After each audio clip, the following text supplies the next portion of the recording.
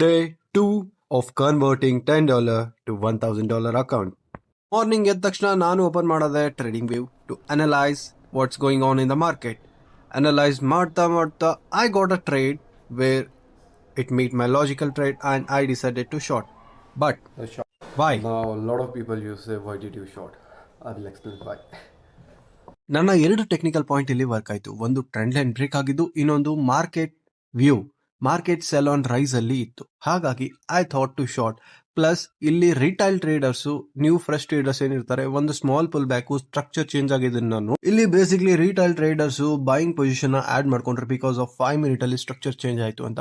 But market over all bearish ಅಲ್ಲಿ ಇರಬೇಕಾದಾಗ don't go against the trend.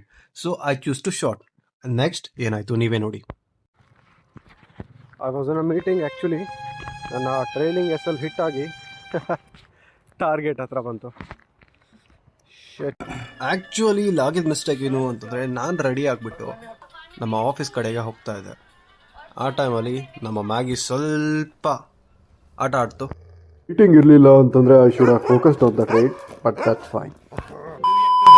ಹೀಗಿದೆ ನಮ್ಮ ಕೋಟಕ್ ಆಫೀಸ್. ಚಂದ ಅಲ್ವಾ? ಹಾಗೆ ನಮ್ಮ ಸ್ವಾಮಿಗಳು ದೇವ್ರ ಪೂಜೆ ಮಾಡ್ಲಿಕ್ಕಂತ ಹೋದ್ರು. ನಾವು ದೇವರ ಆಶೀರ್ವಾದವನ್ನು ಪಡ್ಕೊಂಡು ನಮ್ಮ ಮೀಟಿಂಗನ್ನು ಸ್ಟಾರ್ಟ್ ಮಾಡ್ತೇವೆ. ಮೀಟಿಂಗ್ ಮಧ್ಯೆ ಒಂದು ಸ್ಮಾಲ್ ಟೀ ಬ್ರೇಕ್ ತಗೊಂಡು ನೆಕ್ಸ್ಟ್ ನಮ್ಮ ಪ್ರಾಡಕ್ಟ್ ಬಗ್ಗೆ ಡಿಸ್ಕಷನ್ನ ನಾವು ಸ್ಟಾರ್ಟ್ ಮಾಡ್ತೇವೆ. ಎಲ್ಲ ಆದಮೇಲೆ ಕೇಕ್ ಕಟಿಂಗ್ ಸರ್. ಕೇಕ್ ಎಲ್ರಿಗೂ ಹಂಚ್ಕೊಂಡು ಎಲ್ಲರೂ ಖುಷಿ ಪಟ್ವಿ. ಆ್ಯಂಡ್ ಕೆಲಸ ಮುಗಿದ್ಮೇಲೆ ನಾನು ನಮ್ಮ ಮನೆಗೆ ವಾಪಸ್ ಬಂದೆ. ನೆಕ್ಸ್ಟ್ ನಾನು ಟ್ರೇಡಲ್ಲಿ ಒಂದು ಚಲೋ ಪ್ರಾಫಿಟ್ ತೊಗೊಂಡು I close my day in a profit too. So ಹಾಗಾಗಿ ಇಲ್ಲಿದೆ ನನ್ನ PN ಅಲ್ಲಿ ಇವತ್ತಿಂದು. ಲೆಟ್ಸ್ ಸಿ ನಾಳೆ ಏನಾಗುತ್ತೋ. I will update you. Thank you so much.